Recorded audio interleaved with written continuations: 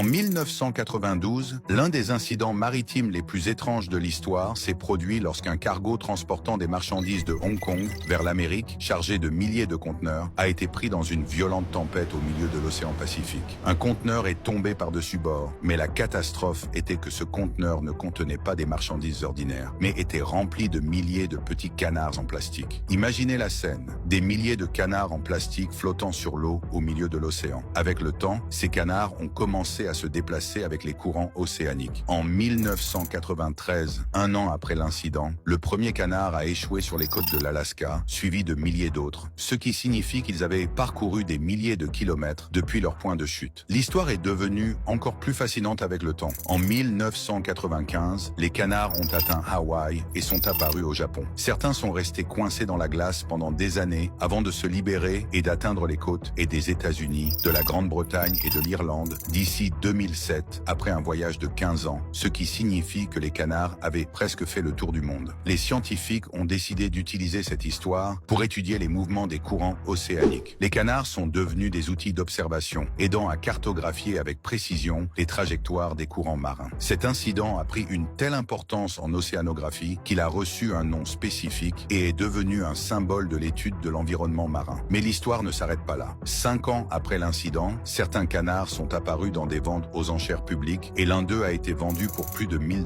Depuis 1992, les canards continuent d'apparaître sur de nombreuses plages à travers le monde. À votre avis, pensez-vous que vous pourriez en trouver un?